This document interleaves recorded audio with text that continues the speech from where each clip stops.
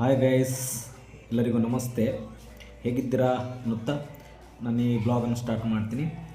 ಇಂದು ನಮ್ಮ ಶಾಲೆಯಲ್ಲಿ ಶಾಲಾ ಸಂಸತ್ತನ್ನು ರಚನೆ ಮಾಡಲು ಅದರ ಅಂಗವಾಗಿ ನಮ್ಮ ಶಾಲೆಯಲ್ಲಿ ನಾವು ಚುನಾವಣೆಯ ಮೂಲಕ ಶಾಲಾ ಸಂಸತ್ತನ್ನು ರಚಿಸಲು ನಾವಿವತ್ತು EVM ಮಷಿನ್ಗಳನ್ನು ಬಳಸಿಕೊಂಡಿದ್ದೇವೆ.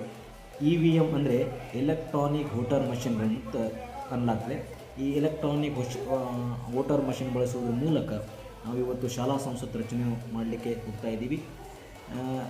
ಈ ವೋಟರ್ ಮೂಲಕ ಮಕ್ಕಳಿಗೆ ಅರಿವು ಮೂಡಿಸುವುದು, ಮಕ್ಕಳಿಗೆ ಪ್ರಜಾಪ್ರಭುತ್ವದ ಅರಿವು ಮೂಡಿಸುವುದು ಮತ್ತು ಮಕ್ಕಳಿಗೆ ಮತದಾನದ ಅರಿವನ್ನು ಮೂಡಿಸ್ತಕ್ಕಂಥ ಪ್ರಯತ್ನ ನಾವು ಮಾಡಿದ್ದೀವಿ.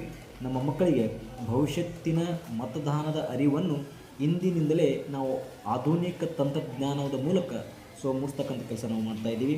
ಅದರ ಜೊತೆಗೆ EVM ಮಷಿನ್ಗಳು ತೆಗೆದುಕೊಂಡು ಹೋಗಲು ಭದ್ರತಾ ಸಿಬ್ಬಂದಿಗಳು ಈ ಚುನಾವಣಾ ಅಧಿಕಾರಿಗಳಿಗೆ ಸಹಾಯವನ್ನು ಮಾಡ್ತಾರೆ. ಅದರ ಜೊತೆಗೆ ಅವರು ಸಹ ಸಹಾಯವನ್ನು ಮಾಡ್ತಾ ಇದ್ದಾರೆ.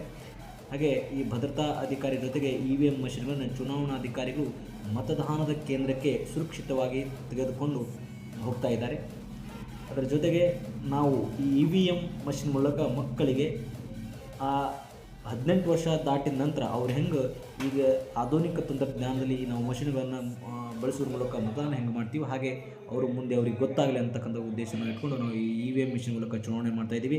ಅದ್ರ ಜೊತೆಗೆ ಪೋಲಿಂಗ್ ಆಫೀಸರ್ಗಳು,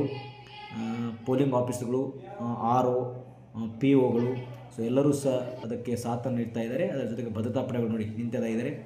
ಭದ್ರತಾ ಪಡೆಗಳ ಜೊತೆಗೆ ಸುರಕ್ಷಿತವಾಗಿ ಮತದಾನ ಆಗ್ತಾಯಿದೆ. ಅದರ ಜೊತೆಗೆ ನಾವು ಮತದಾರರನ್ನು ನಾವು ನೋಡ್ಬೋದು. ಮತದಾರರು ನೋಡಿ ತಮ್ಮ ನೆಚ್ಚಿನ ನಾಯಕರನ್ನು ಆಯ್ಕೆ ಮಾಡಲು ಸಾಲಾಗಿ ನಿಂತಿದ್ದಾರೆ. ಇದು ಮತದಾನದ ಚುನಾವಣೆಯ ಮೊದಲ ಭಾಗವಾಗಿದೆ, ಮೊದಲ ವಿಡಿಯೋ ಆಗಿದೆ. ಮತ್ತು ಅನೇಕ ವಿಡಿಯೋಗಳನ್ನು ನಾನು ಹಾಕ್ತೀನಿ.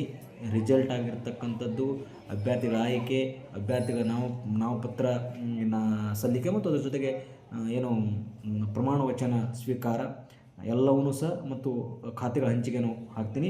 ಅಲ್ಲಿವರೆಗೆ ಸಬ್ಸ್ಕ್ರೈಬ್ ಮಾಡಿ, ಲೈಕ್ ಮಾಡಿ, ಶೇರ್ ಮಾಡಿ ಅಂತ ಹೇಳ್ತಾ ಬಾಯ್ ಅಂತ ಹೇಳ್ತಾ ಈ ಬ್ಲಾಗನ್ನು ಮುಗಿಸ್ತಾ